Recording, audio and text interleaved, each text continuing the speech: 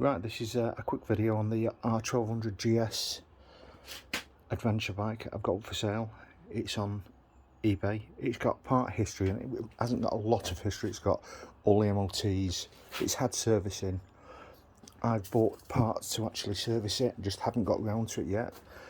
But with a bit of luck, whoever does buy it, if I can service it before you get it, I will do. Now I've also, for it, I've got the manual somewhere. But it's got new spark plugs, new filters. It's going to have a new, I've got a new belt for it as well.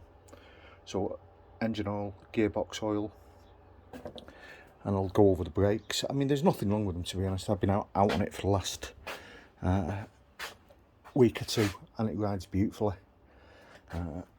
Tyres are really good condition on it. It's got a full MOT in it. It's just passed an MOT. It has spots on it. Has heated grips. Needs a real good clean up. That's all it's really in need of. I'll leave the lock on the top of it there as well. It's like a foam mount. Turn it on. Now it needs servicing. You can tell it needs servicing by the light is flashing on it. Now I've bought the OBDC tool. I'm not going to do it until I actually service it, so you can reset it, and that's all that's causing that. So that's a mileage. So we're on there. We start her up. There we go. All your lights go out.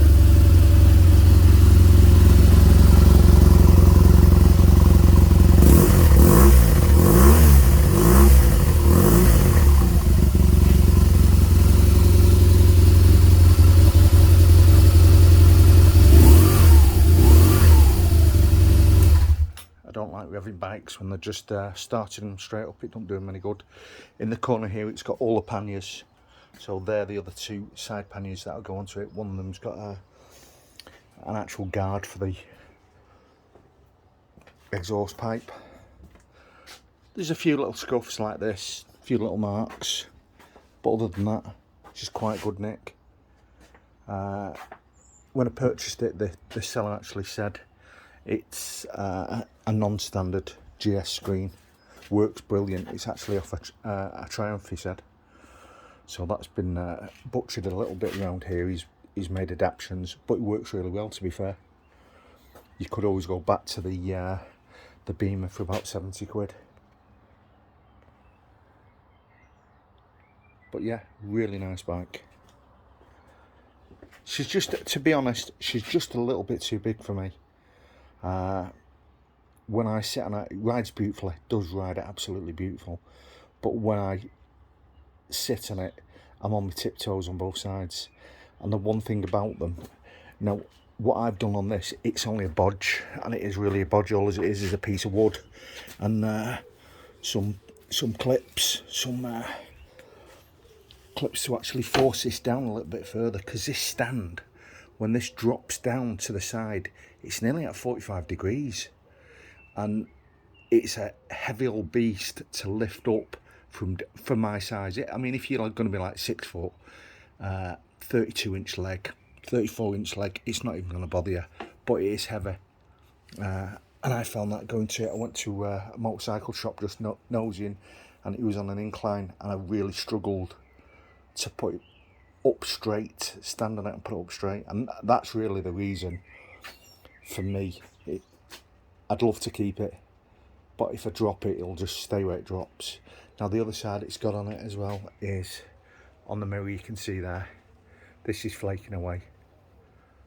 Now if it hasn't sold in the next couple of weeks and I can find cheap ones, I'll buy cheap ones and I'll put them back in it. Well, equivalent mirrors. A little bit of a tag there on the seat. Heated grips work fine, but they look as though they've had good use. Brakes work fine, starts, it runs, it stops, all the lights work. A bit of a scratch on there. As I say, when I service it, I will actually, if I get to service it before the buyer comes along, I'll negotiate like anything. I will actually service the drive shaft as well, because I would say that's never been done. It's a bit clunky, but that's the way they are. And if you come along and you want to have a ride of it, that's not a problem, because I don't think you find any issues with it at all. And to be honest, with a bike, you can run forever. They build forever. Alright, thanks for watching.